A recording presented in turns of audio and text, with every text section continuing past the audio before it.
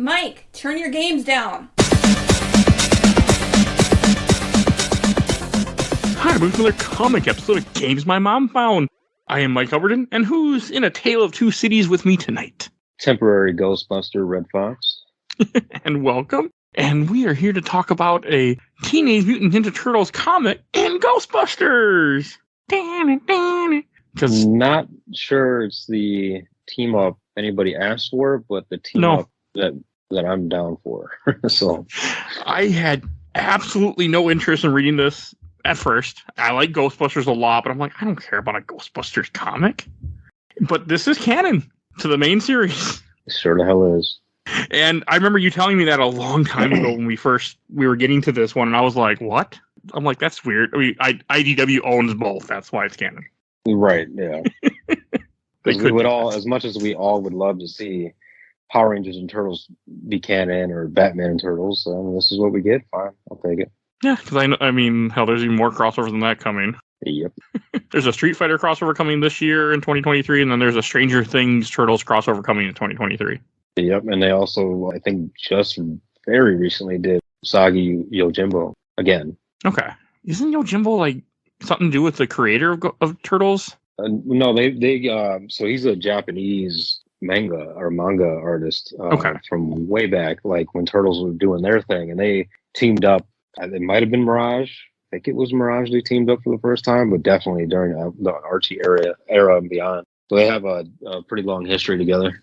Okay, and I know they had a figure of him in the old series. You know what? It is Mirage because I slightly remember it. Not having like flashbacks right now. I had to figure it out when I was a kid. His hair broke off. So I thought Yojimbo was cool as hell as a kid. I think it's a really nice design. I like Yojimbo too, just not the one you're talking about. The one I like, you had to pay money to, and he was a summon in FF10. He had a little dog.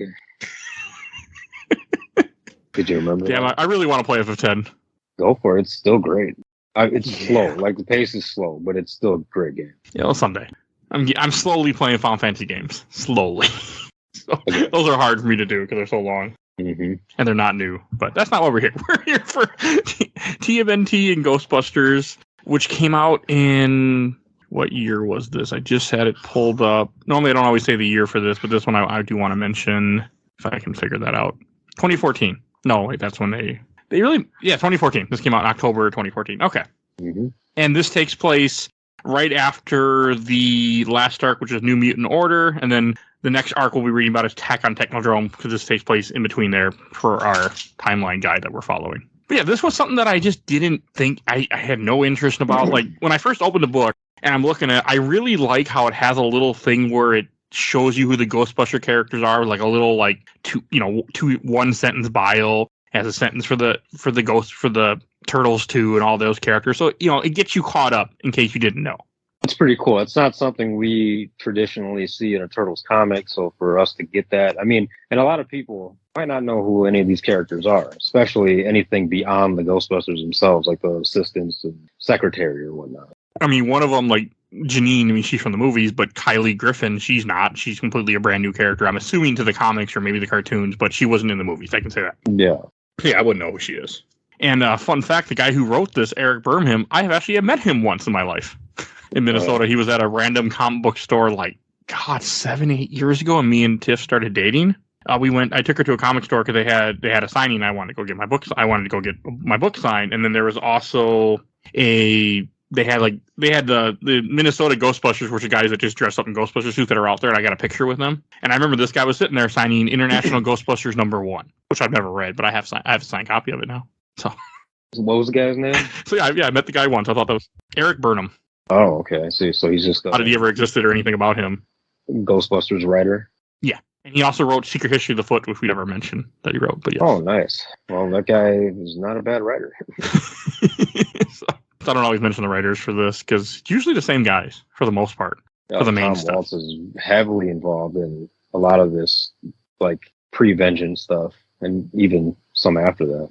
God, I can't wait. So I didn't read this twice. I read it almost twice. I read it once, and then I read the second time, but I didn't read issue 4 because I was too tired last night. I am very surprised. I've been reading Star Wars. And other stuff. I'm kind of getting a little burned out, I think, on Turtles. That's why we're going to take a little bit of break after we get Vengeance. Or I'm just so anticipated on Vengeance that that's it too. I can't tell. Well, you must not be getting burned out if all you can think of is Vengeance. I just think you want to get to the finale and see how this all comes to a head. Yeah.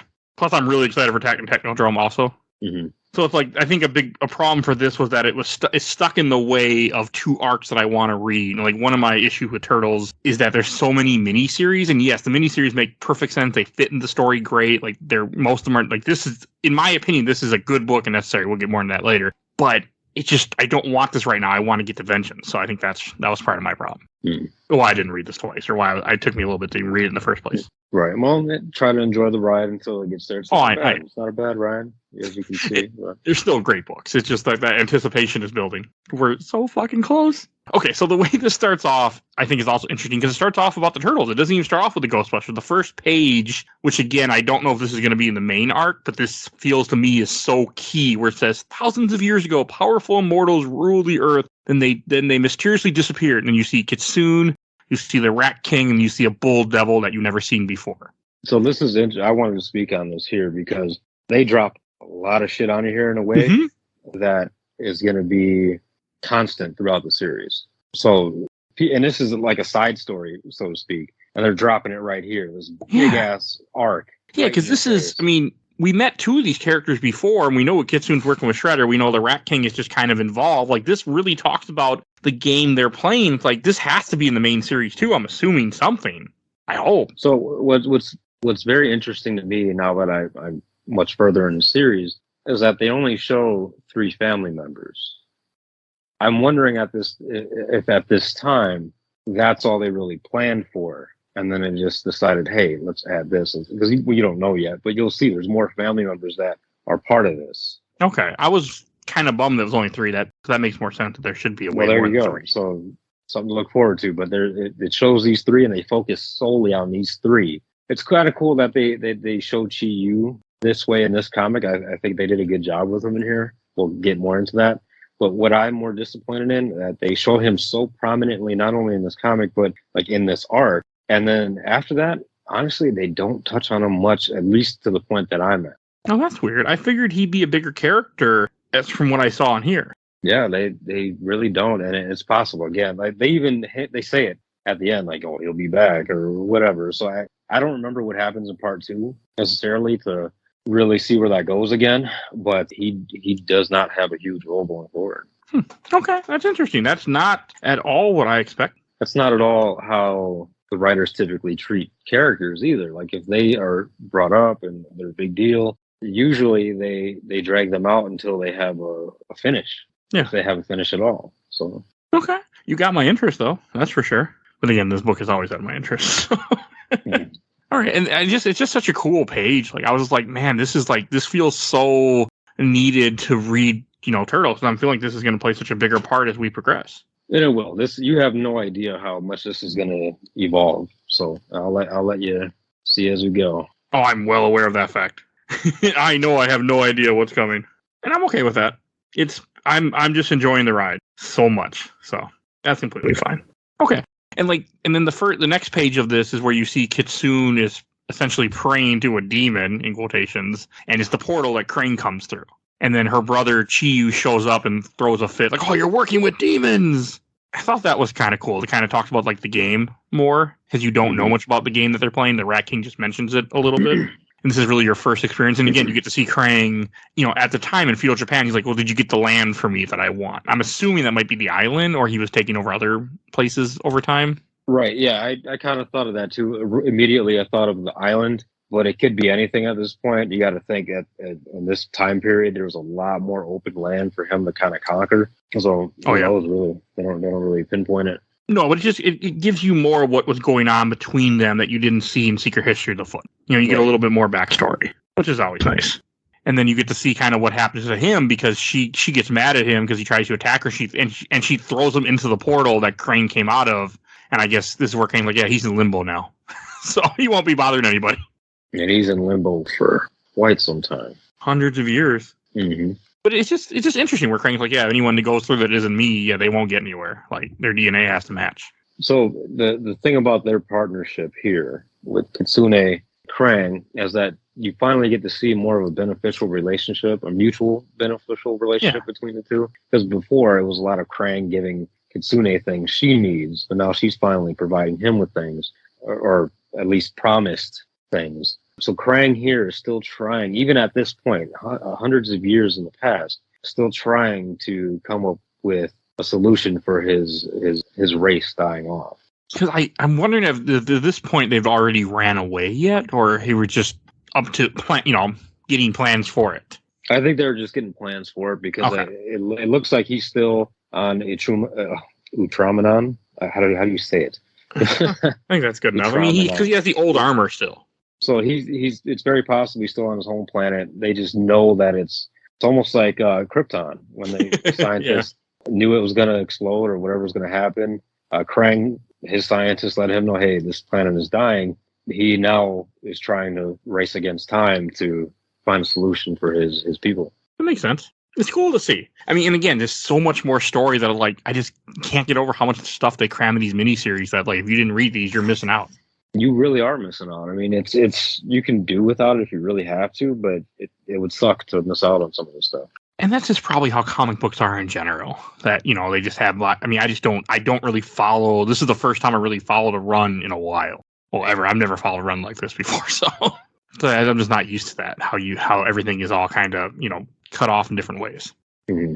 It's not fun. That's one thing comics do that I'm not the biggest fan of, is when you got to jump from series to series to kind of get one full coherent story. But that's just how they sell more comics, keep things interesting, keep it new. So it's not going to change. I know. I'm unfortunately aware. I accept it. I don't want to accept it, but I do. Yeah, and I think I have for the most part. I mean, I have to at this point. And then it kicks into the Turtles, where the Turtles are getting ready to test out the transporter. And there's a funny joke here where Casey makes a joke about, it's not how I don't know if it works, and they throw an apple in there and have the apple teleport behind him, so it hits him in the back of the head. I thought that was funny. Just little things. That's, Harold, being the smartass as he is, the grumpy old smartass, he's not going to have anybody show him up or doubt his intelligence. And I do like how it's all that they hit the wrong switch. Because they go in the teleport, they're supposed to teleport back to the headquarters, but because Harold is trying to swat a fly, which made me laugh, I thought of Baxter, he hits a button that says "Do not touch." Oh yeah, and then they even bring it up in the comic. Casey right here, dude, I've seen this movie before. It doesn't end good. It's just funny, it's a cool little thing, and I'm assuming when they go to Technodrome next arc we're going to be reading is going to be involving this teleporter finally.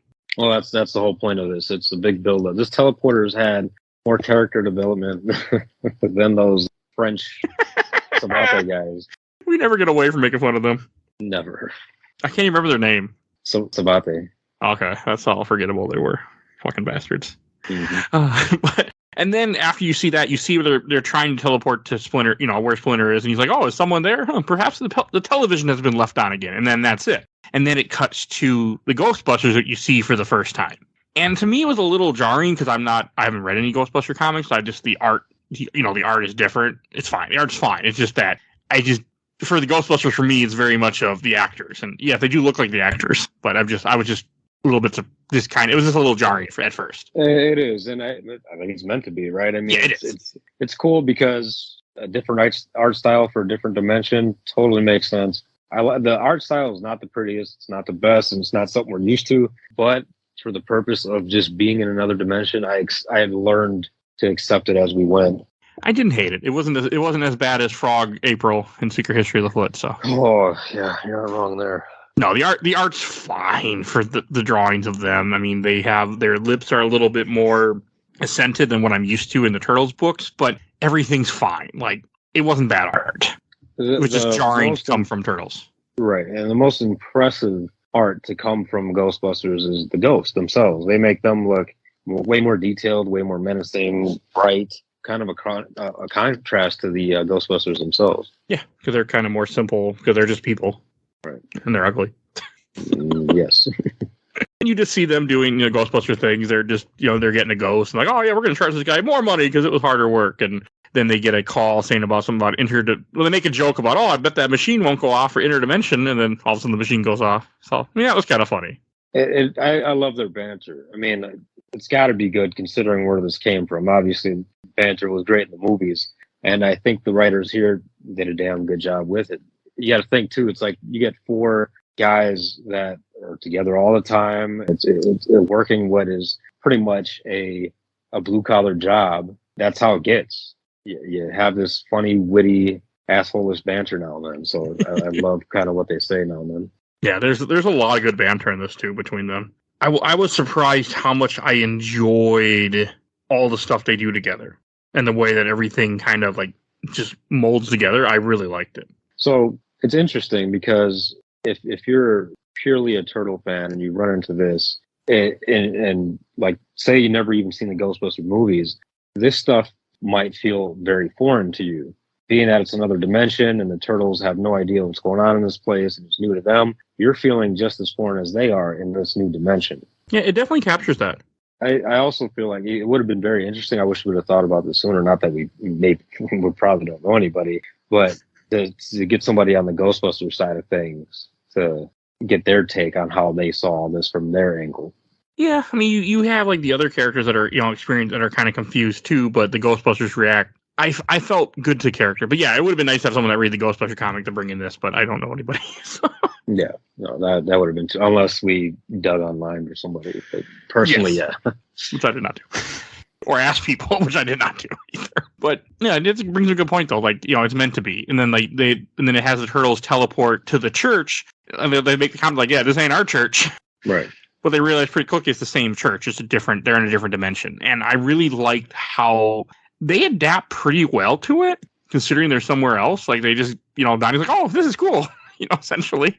Right. You would think he would be taking this pretty damn hard because he's like, you got to think like, how are we getting home? They're getting ported here. Now we got to make a whole new teleporter or find somebody else to do it for us. Like, how the hell could they get? Like, I'd be panicking if I were him.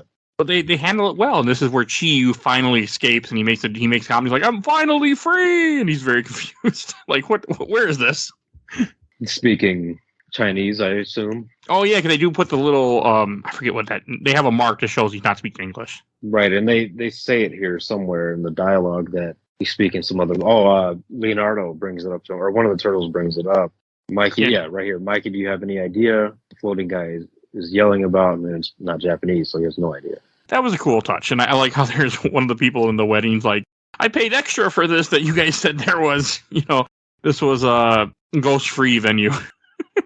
Right, and I just noticed this now, but I feel like these side characters have better detail than even the Ghostbusters do, which is a little odd. Yeah, they do have good art for this. I think it's just the way they do the Ghostbusters are meant to be they're different for some reason. That's just the art style they use. More? I don't know. For those, I don't get it either. But yeah, they're drawn much uglier and more cartoony than these characters are drawn more seriously, maybe? Where there's more lines.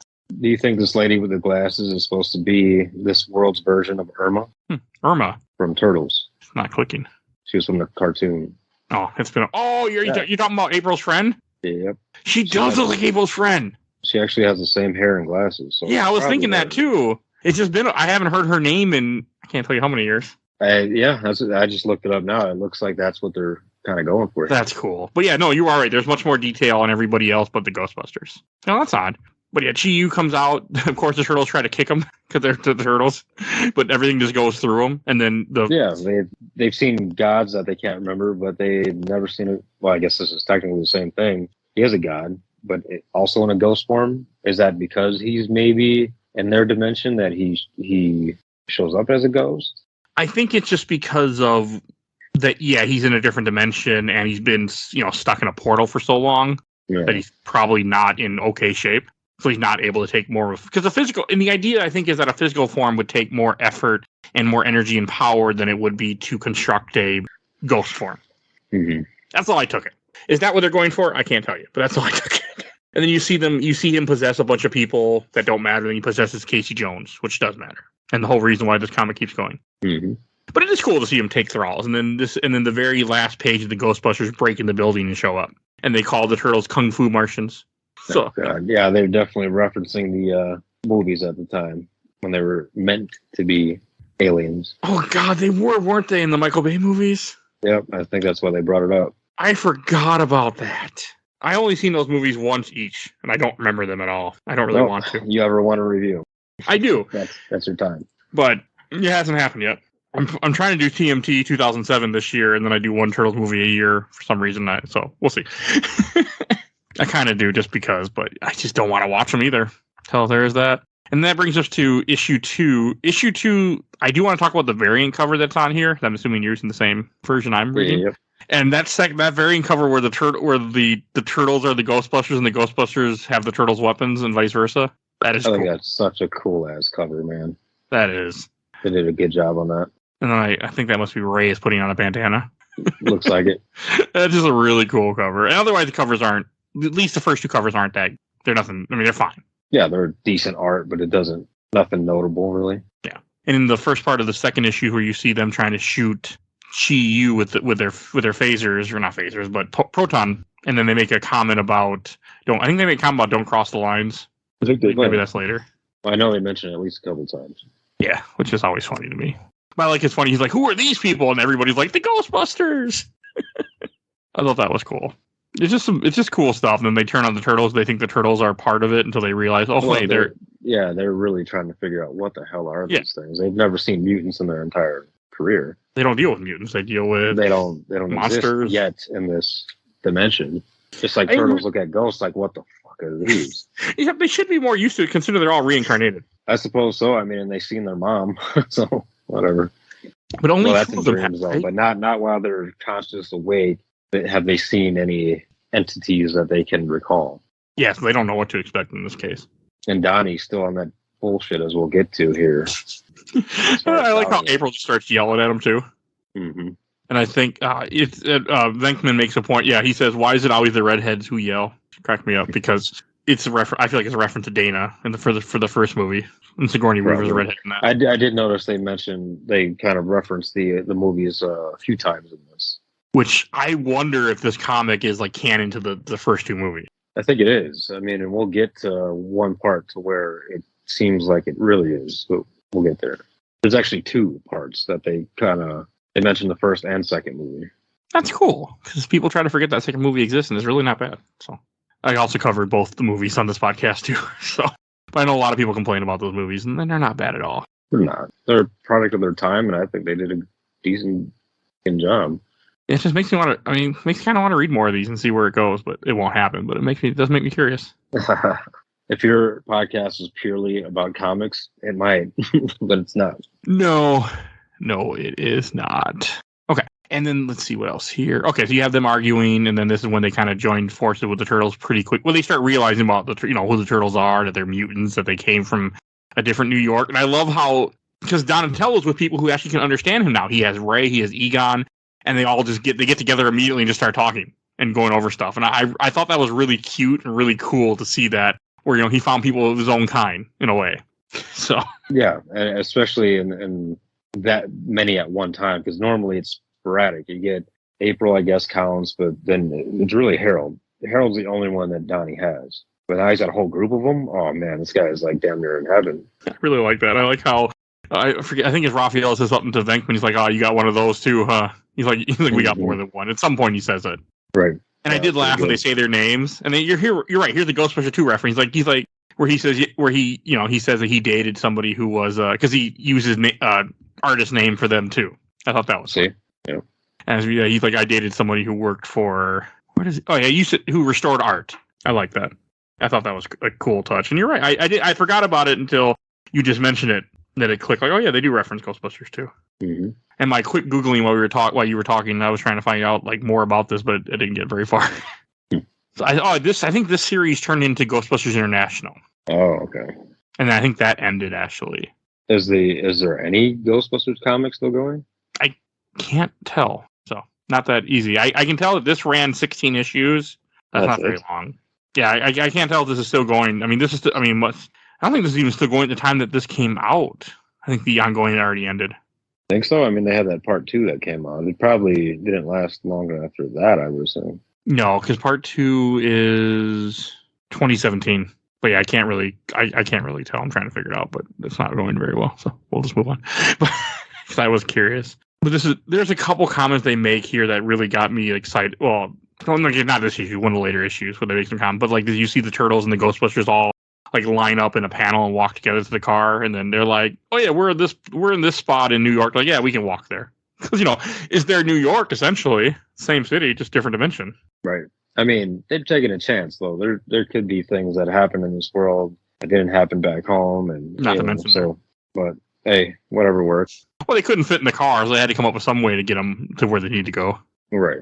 The car's not made to hold 4 mutants. And the turtles are much fucking wider in this dimension. You didn't notice.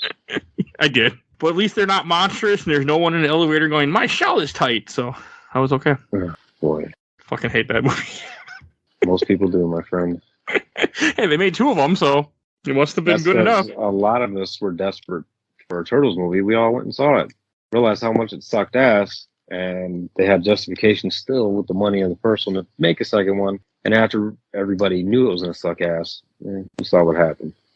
We didn't get a third one. Good. I'm glad they didn't. Yeah, we didn't get another.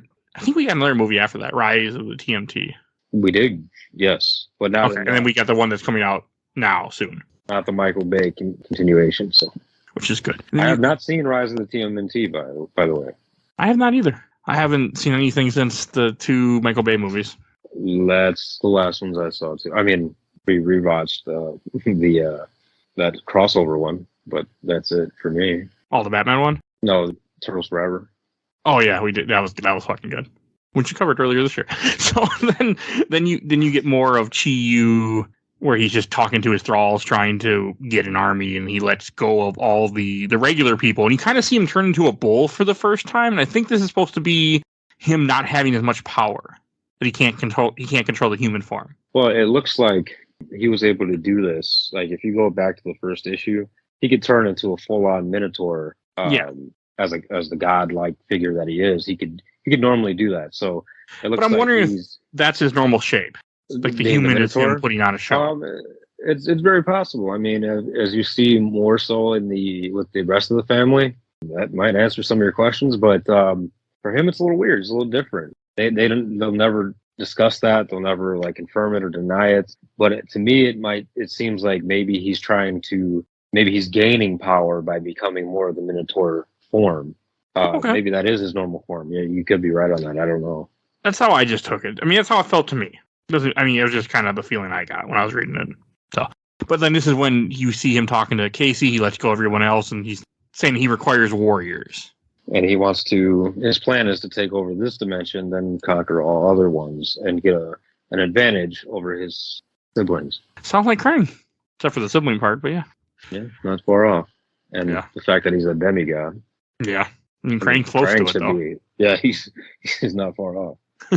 And then I really like when you have the Turtles back at the Ghostbuster headquarters, and you have Donatello wearing the hat from I think it's the first movie. Pretty sure it's the first movie. Or is that the second movie? It's that I think it looks like a strainer. I can't remember either, and I just seen the second movie not that long ago. I know it from the movies, but I just can't remember if it's the first or second one. I think it's the first one. It's a cool little touch just to have that. Yeah. Yeah, and it makes sense because Donatello's at home. Interesting brain functions. It's just really cool to see that, like how Leo ends up connecting with Zedmore because he's like, "Oh, you're not you're relaxed, unlike them." He's like, "I'm a Marine." Yeah, each turtle ends up making a bond with one of the humans, except Mikey. Mikey really doesn't bond with anybody during this whole thing. No, April bonds with Janine, which makes sense, and I think it's funny they're both redheads. Right, that's probably why they didn't. Yeah, and then Kylie doesn't have anybody to bond with. I don't know who the hell Kylie is. So. Yeah, she plays Janine and her play mega side role, really backseat for the most part. Yeah, in this, yeah. It really makes me curious about reading more of this, though. Not going to happen, but it makes me curious, that's for sure. And it's cool to see Slimer. I mean, he doesn't do anything, but you just see Slimer, and then I do like how they make comments about it. Like, why is everything in books? They're like, you can't have stuff, and because this world is different, where if you have stuff on the internet, more people are going to get a hold of it, and you're going to have, summons, and you're going to have, and it kind of gives it the books to have more of a purpose, too. Like, their books are possessed at times. I don't hate their explanation. Like, at least they have explanations for this stuff. They thought about it. They took it into consideration. And I like that. Because it also kind of fits the occult. Like, the idea of the occult stuff, especially in the Ghostbusters world, following the other movies, that you would have items that have that power, like an item. So it makes sense. And it's cool. And I did like how they get the warriors for Chi-Yu. He goes to the hockey arena and just takes all the hockey players. Right. That was kind of cool. I did like somebody of intelligence confronting Donatello again. Somebody of intelligence confronting Donatello about his lack of belief, just like Chet did. Yeah. Oh yeah, because you have Ray does that, which also makes sense for Ray because Ray is a person who believes in the occult and everything. I mean, hell, the actor does too. That's why they made the Ghostbusters. Is it more? I think it's more Egon that gives. Is it Egon? Okay, it worked for Egon too. I'm trying to think. I'm just flipping through pages right now. This is when you have the hockey players get captured and all that happening. And they get a phone call about it happening at the hockey arena to go there. And it's Ray that shows them the thing they hold the ghost in their containment container. I can't think of a better word. I do love the last panel of this comic though, where you see Donnie and the ghost has the proton. He's all excited. He's got a pack. I really like that. Try that damn thing. Like if anybody's going to be excited, it's going to be him. Yeah, I mean, if you're, it makes sense that you're going to have a turtle do that, and he's the turtle. It makes sense to do it. Did you notice the Stay Puft Marshmallow Man? I did not catch that till just now. It's on a table. That's cool. Hey, in their world, it's just a mascot. Right. Still love that damn first movie when that happens. He's like, "What'd you think of?" I couldn't help it. Ridiculous. Like, Ray, what did you do? Such a good movie, yeah. Such a good movie. Second one's good too, just not as good. And then that brings us to issue 3. This cover's a little better, but still not that great. It says Chi-Yu on the cover and then Casey Jones and he's possessed. It's not exciting. The only exciting part about it is it shows the old style mask. That's it. Oh, yeah. I'm just happy there's no Hun in this comic. But it's not showing us anything we don't know. Like, we know he's possessed already since the first issue. Girls are trying to find him. All it does is reinstate that. It's just there to make you buy. Yeah. So, that's all. And then when you get to the first couple of pages of this, there was a couple. So they're driving a bigger van, and I love how they make a comment like, "Man, why can't we get a van like this?" And then Raphael's like, "What do you want, a blimp?" I love that reference. Me too. Great. That's I mean, I was making fun of the '87 cartoon so much. It was great. I'm like, the fact like we get a full kitchen in here. Yeah, I mean that's what they did in the van. I'm pretty sure in the '87 cartoon. I mean, the toy I had would shoot pizzas out. Yeah, where do they make those? In their kitchen. Fucking toys. Right in their kitchen. Again, it was a joke purely written for the 40-year-old who's reading this book. Oh, yeah. Because if you weren't a kid when the '87 cartoon came out, you would have no fucking idea what they're talking about. But people like us got that joke because I had that damn blimp when I was a kid. So that just made me laugh, really. It made me laugh a lot. And then you have Chi-Yu in the arena, and then you have Donnie who tries to use the blaster but doesn't know how to aim it. I thought that was cool.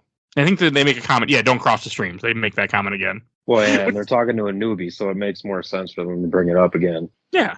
I just love how there's always an ongoing joke in Ghostbusters. Because the first movie, they're like, "Don't cross the streams! Ray, I'm crossing the stream!" God, I love that movie. So it's just such a good little part. And then you have the turtles are just fighting the thralls instead, which are now all the hockey players have been turned into monsters. And you slowly see Chi-Yu kind of turning more into his bull form, which again, I can't tell if it's him getting more power and him getting more comfortable in this world or him reverting to I think you're right. Like it exhibits more power. It's also cool. They almost catch him in this part. Like they were about to capture him. The Ghostbusters being the Ghostbusters, they're hitting him with the photon blast, and then they are throwing the trap down. They start to catch him until he uses Casey Jones to knock the guy out. And you see Casey actively fighting that. Yeah, admits that he can't.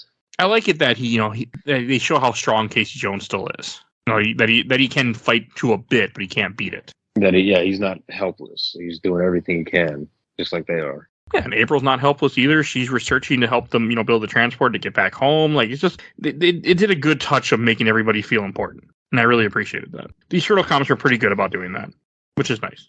They don't ever make you feel like, the characters don't matter. April never feels like she got to be rescued from banana monsters that are chasing after her anymore. So oh, boy.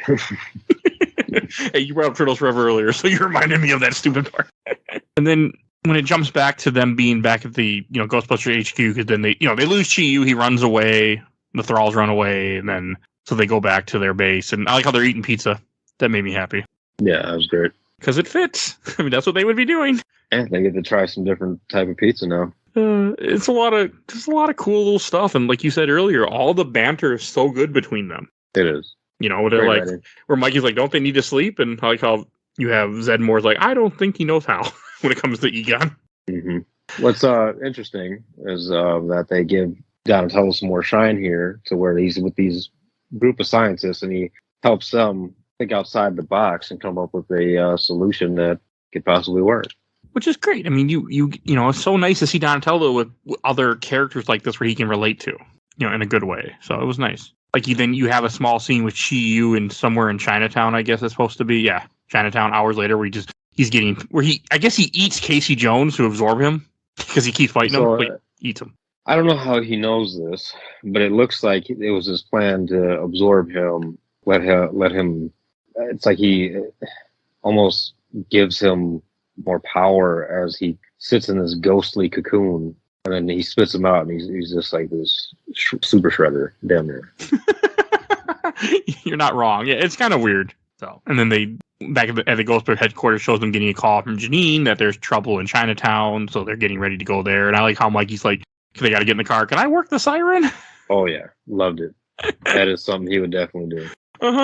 And when you see them go off to go fight Chi-Yu, because they go meet him in Chinatown, and he's completely a bull at this point. I think that's a good take too, where they really make him into the bull monster that he is. Mm-hmm. Things are escalating now. It's third issue, right? This is third one. So yeah, it should be getting to that point. You got to do more, and I liked it. I like how I don't think Donatello's here yet, because Donatello I think stayed back. Pretty sure to work on the machine.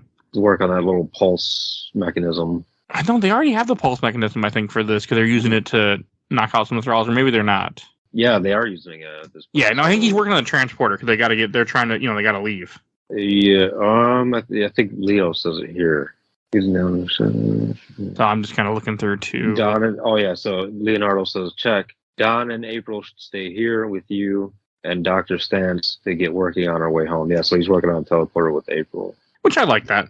No, that's fine. It makes sense. Yeah. And it's cool seeing Chi-Yu is like such a demon form, and then they're trying to fight him, and they're, I think it's Raphael is brazen and rushes towards Chi-Yu to try to hit him with the pulse thing. Who knows? Who would expect, him to act out of turn? Nobody, right? There's a panel here where it shows the turtles in the street with the Ghostbusters, and you see the thralls all in the background, like climbing buildings and behind stuff. That's cool. One of them looks like Spider-Man. I was like, what the hell is Spider-Man? I was like, oh, it's a thrall. Why is Spider-Man in this comic? Is that what you were wondering? Yeah, like it didn't make a lot of sense. I'm like, yeah, I know he's from New York too, but okay, he's not part of this dimension. But he would be here. He would. But yes, it would not make sense. And you already does look like Spider-Man in some of these panels, or in that one panel. Yeah, it really threw me off at first. Like the big white eyes and the red and blue. I was like, and on a wall, he's like, looks like he's crawling. I wonder if they did it on purpose to kind of make it look like that. Just kind of like subtle, like, shout out to him. I don't know, but it really did look like it for a second. I mean, TMNT was a reference to Marvel Comics, so. Right. I mean, the foot is a reference to the hand. I mean, the turtles are in the same ooze that makes Daredevil. So yeah, I mean, it's a huge reference to that. But yeah, I'll take it that that's what they were going for. Wasn't by accident. But you get to see what happened when they also, like, when they knock the thralls out, how they just become human, they just run away. Yeah. That was cool. And yeah, this is when he spits out Casey Jones from his goo cocoon. I mean, he does look like Super Shredder in this. He's all buffed and like more armor and stuff. Yeah, it almost looks like Darksiders too. Oh, okay. That's been a while since I heard that game reference, but yeah, you're not wrong. He does look like Death from that game. Yeah, and I love the throwback to cartoon mask. That's pretty cool to see again. Yeah, because you don't see it much. You just see the time that Hun gives it to him and he doesn't take it. I gotta say, I really enjoyed having no Hun for a few comic arcs. Yeah, it's nice. I know that's gonna change when we get to Vengeance. I'm pretty sure. But at least, yeah, it does give us a break from a lot of that. It might get too tiring if that's all we were seeing. Yeah, I did enjoy that. We're not getting that, and we're not having all that shit with Casey Jones that we had in that one arc that was actually pretty damn good. But still, I don't want more of it for now. So it was nice. Like, and they can't take Casey Jones. Like, they're getting their ass handed to him. But I do love how the way they do get him finally is that one, Venkman pulls out a giant like rocket launcher to shoot Chi-Yu. Mm-hmm. I really enjoyed that they had this random ass tech, and then it confuses, or Casey Jones gets distracted, and I like how Raphael's like, You should know better than anyone, Case. Don't take your eye off the ball. He just knocks him out. That was cool. I really like that. When I get back to the station, and Casey and Raph immediately start comparing dicks. Pretty much. Or they're like, I would have beat you up. You didn't have me. Like, yep, 100%. It's Way funny. to put it. That's a very, very jock thing to do. I could definitely see that happening. I like how April comes along and she's like, what did he say? And Raphael's like, something about winning a fight with me. Don't worry. I told him he was only dreaming. So, right. And again, they're eating more pizza. And they actually bring up pineapple sriracha pizza. I actually wouldn't be opposed to eating that. I wouldn't either. And I just noticed, I'm paying attention to it now, it's actually a different pizza box than the one they had earlier. Oh, yeah, it says UFO. The other one said Roy's. Yeah, so like, it also, shows they're ordering pizza from different places because they can't get it back home because it's a different dimension. They're like, all right, let's try this. Hey, man, if I love pizza, which I kind of do, by the way, but I would definitely be doing the same thing. Oh, me too. Like when I'm going to Boston later this year, and I can guarantee you I'll be eating different places all the time because that's part of the fun of traveling. Yeah, this is interdimensional travel. It's even better. Even better. I can't. No, pineapple sriracha pizza actually sounds really good. Yeah, I'm telling you, man, I would legit try that. Like, it makes me want to get pineapple pizza and I have a bunch of sriracha here. I would try it. I mean, I like pineapple pizza to begin with. I think pineapple pizza is great. I've had sriracha on just like pepperoni pizza. I've never had sriracha on pizza. I've had sriracha on Subway sandwiches before, but that's it. My mouth is on fire. Put that on, yeah. Dude, it even tastes amazing. Like cucumbers, for example. Like, you want a snack that's like not going to gain you any weight at all. Get cucumber slices, throw some sriracha on it, watch your mouth like light on fire, but tastes great. Watch your mouth light on fire. That sounds accurate. No, I don't know. It's just really cool. Simple things. And then this is where they got Casey Jones back. I think they got the teleporter running. They're like, yeah, we're not going back till we help you, defeat this ghost. Because they realized by now that Chi-Yu had something to do with them. Like, he was released because of them. Or at some point they figure it out. I don't remember. I don't know if they know because of Casey Jones was in his head that he's from their dimension or not. I can't remember. I forget how that is explained. Yeah, I kind of forget how that's explained. They might have realized they released him because, I mean, it was by them transporting dimensions is what, popped him out of where he was at. Possibly. So maybe then the Ghostbusters explain it because they're the ones that would know more about it. Yeah, somewhere it's explained, but I can't remember where. They also tell the Ghostbusters tell the turtles they only have so much time before they have to go back because they're deteriorating because they don't belong in this dimension, which makes sense. And then here we get Donnie coming up with a secondary idea for an EMP. Oh yeah, I like the way they react to that too. They're like, "Oh, what a good idea!" What the hell are they drinking though? I can't see the label on that. Let me get back to that panel. I can't. They don't show just a can or something. My guess. Hey, look at the corkboard in the background. See that newspaper that says they're back? Was that not from one of them in the second movie? That's the second movie. Can't believe I just caught that. That's cool. Yeah, because in the second movie, which again is reference to the second movie, like because they're out of business for a while, and because they're doing birthday parties in the beginning of the second movie. They don't have any money. They were kind of fired, and then stuff happens, and the ghost problem comes back, and then they get their license back and everything. So yeah, that's definitely from the second movie. That's cool. And then you see Chi-Yu get all ready. He's like, okay, we're going to go to war. And they're going to attack the turtles. The turtles are, I think they tell the turtles they can go back home. And they're like, no, we're not going home until, we're going to help you. Well, here's where Zeddemore says, you can get out of here as soon as that thing downstairs is up and running. So they don't have it yet. Oh, okay, but they're close. Yeah, they're getting there. Like he's saying like if it's up like the next couple hours, like, why don't you just get out of here? And Leo's like, pretty much saying we're honor bound here to help out because we brought Chi-Yu on you. Yeah, it's probably from Casey. He says something where Chi-Yu's from. They realize they brought him. Maybe. And then when Chi-Yu here looking like Ganon from the first Zelda game. You talking about the cover of the fourth issue? No, just here at the last panel of the third one.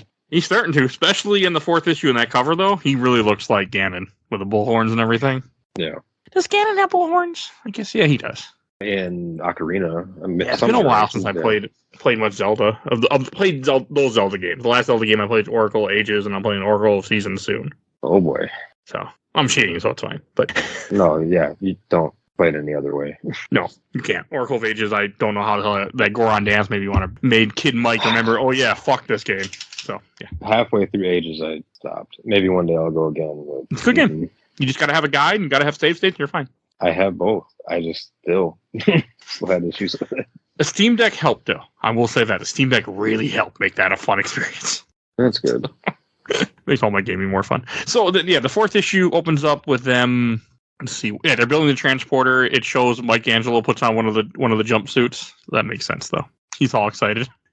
Stretches. It was funny, though. And then you see that the Thralls are attacking the Ghostbuster headquarters and are breaking in. And this is when the Turtles start. And you get to see Janine be cool. She has a wrist bracelet shooters or proton blast. Whatever the hell they call it. Blasters. Just start shooting people. I thought that was really cool. Pulse thingy. Yes, I forget. I think it's no, I can't remember my science fiction. What they're called now. Proton packs. Yeah, it's proton pack. Oh, yeah, she's got a wrist-mounted proton pack. Mm-hmm. It's cool. It's not even the pulse thing that Donnie made. So no, because that's just for the Thrall. She's just trying to use the same thing that the Ghostbusters use all the time, just to knock them back. You don't care. Notice the Ghostbusters 2 balloon in the background? Oh, yes, now I do. I did not catch that the first time. That's cool they did that. So yeah, that definitely takes place after the second movie then, for sure. And you see the Turtles fighting the Thralls, and they're knocking the Thralls back into humans, and Michelangelo has the jumpsuit on, of course. Being extra ridiculous. I wish I had an action figure with that outfit, because I have the one where he dresses. Well, you didn't read the Batman one, right? I did, but many, many years ago I read the first Batman. And that one, he throws the bat suit on. So I got that figure. I wish they did this one. Maybe they did. I just don't know, but that's pretty cool. Yeah, it is. I know when they did Power Rangers suit Funko Pops of the Turtles. They also did actual NECA figures of them, too. Is it NECA? I think it's NECA figures of them. Yeah, it is NECA. That's cool. No, Hasbro. Okay. I really got to read those damn books. That's why we're doing it soon after, because I need to read them. I have all of them, by the way. I have the Green Ranger Shredder and also Tommy in a Foot Soldier outfit. I have all the figures for that. Man, I regret not meeting that guy now. So I had the opportunity to, but I didn't have anything to sign. I didn't care enough. I was like, don't we all, buddy? That's why I'm taking a plane to Boston to go see Robert Englund, because I ain't waiting for him to drop dead on me. Hey, that guy is up there. You might want to do that. We already got tickets, so yes.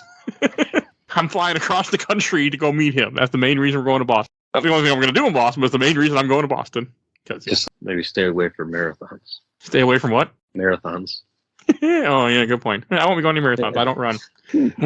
I did watch. There's a documentary on Netflix, by the way, about those two guys. Yeah, I watched it all, and then I watched, and I didn't know this, but so I remember when that incident first happened, I was following it like live reporting. Yeah. Like, I just couldn't get enough of it.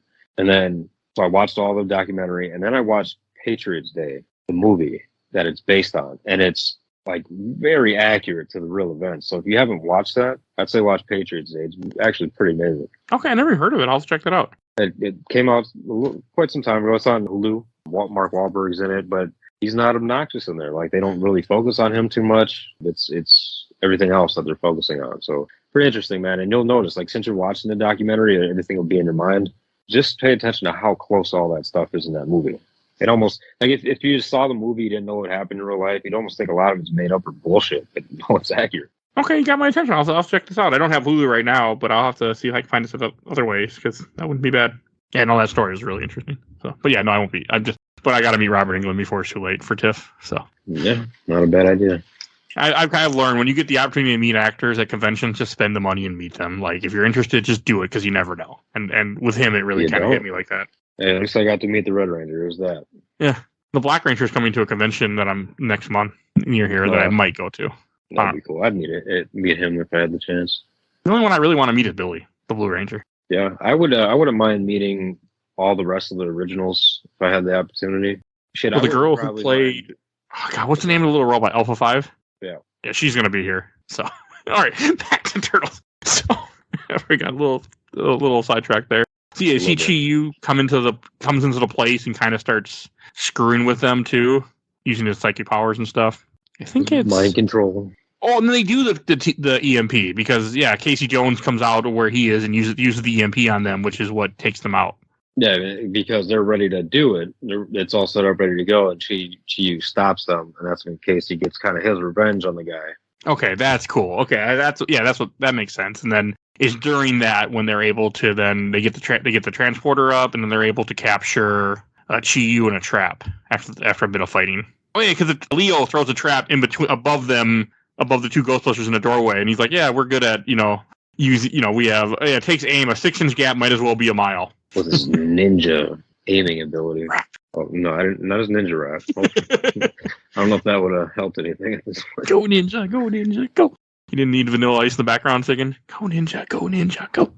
Yeah, I listened to that actually as I was reading this last issue. I have a Turtles playlist, and that's on there. So. There's TURTLE power on there too. Sure the hell is. God, that music's good for something. It's so bad, but it's good. So bad it's good. I really enjoyed this. Like, I like how they capture him and they all work together. The turtles are helping. Like, it's a good combination to show them trying to beat Chi-Yu, and then instead, they don't. I think they're about to capture him, and then they almost capture him, and then he possesses Winston. Mm-hmm. So that's what happens. And during this whole time, Egon and Donatello are downstairs working on the teleporter. If you notice, he's holding up a lighter, and you see Winston pretty much transforming in front of their eyes, but then you see the shadow of Chi-Yu in the background. Oh, that I didn't catch that. That's cool. And the thing that he says when he captures Zedmore is like, now this is a warrior's body, a body that's faced gods, a body worthy of a conqueror. That's cool. They have faced God. And they have. And it gets really dangerous because in this warrior body, you can see what he's doing. Mm-hmm. He's turning him into a Minotaur with a proton pack. And they almost got him with that damn goo. Which is also a reference to Ghostbusters 2. Ghostbusters 2. That's one of the other references I was referring to. Yeah, because he beat the shit out of the turtles, the few turtles that are fighting him, and then Mikey shoots him with the goo, and then that's what finally starts to get them separated. Yeah, they get them separated, and then they throw the trap. And that is the same design I remember from that second movie of that gun. Mm-hmm. It's also in the Ghostbusters game. I forget what year that comes out in, but yeah. Which is essentially the third movie at the time it was supposed to be. Pretty much. That's another game I had on PS4, and then I got rid of it. Fuck. It's a good game. I played a bit of it, but not enough, and I didn't have it long enough before I sold it. Well, there's always Steam. Yeah, I got it on the wish list. If it ever drops super low, I'll probably get it. Or other ways. Well, there's that too. But, I mean, seeing stuff like this piques my interest again. Same. It makes me want to play some of the other Ghostbusters stuff and watch the 2016 movie someday. I need to watch that eventually. Same, because I already hear people talk shit about it. I'm like, I should really watch it. Actually, the few people I've known that have seen it, they actually didn't mind it. They said it was actually kind of decent. So I'm very curious about it. Oh, so they get Chi-Yu in the trap, and then they finally get the teleporter up, and that teleporter is fucking huge. It looks huge, and all the turtles go home.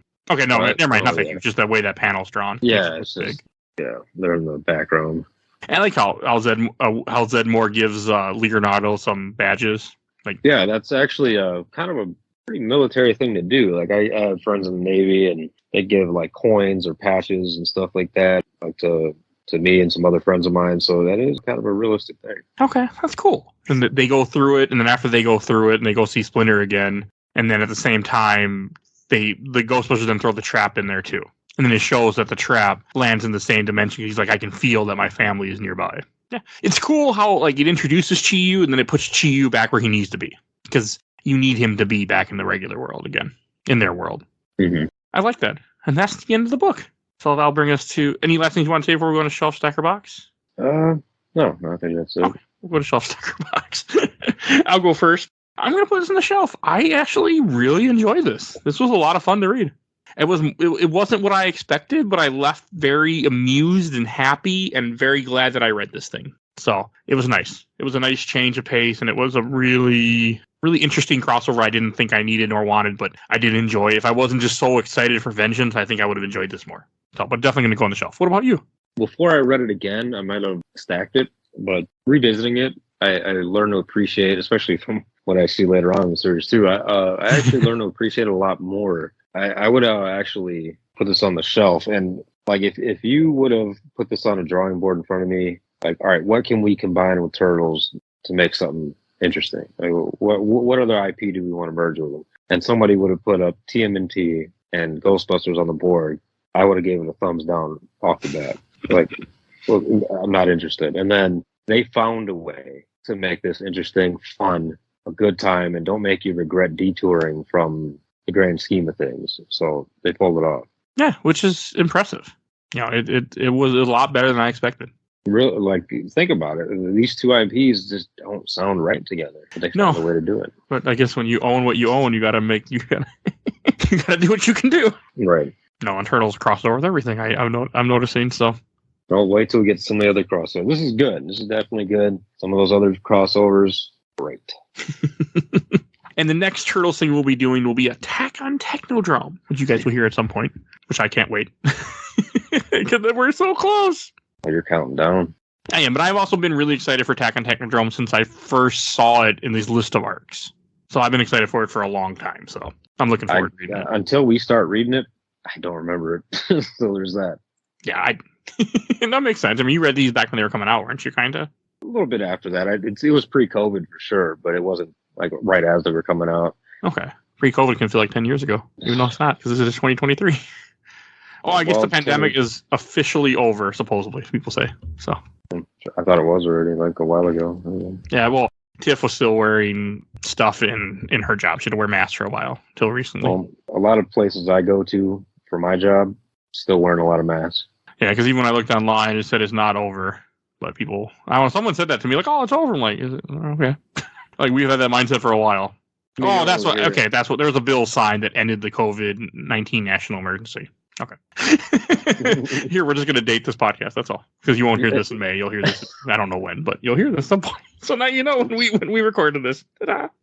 Oh, and if you want to hear more Ghostbusters stuff, we did cover the 2 movies. We did cover the game. You can find everything on Podbean. Just go on Podbean, type in Turtles, type in TMNT if you want to hear all our comic episodes that we've been going through the whole Turtles run so far, and everything's in order. So go listen to those if you haven't yet, if you're not caught up. And if you want to hear more Ghostbusters stuff, go check those out too.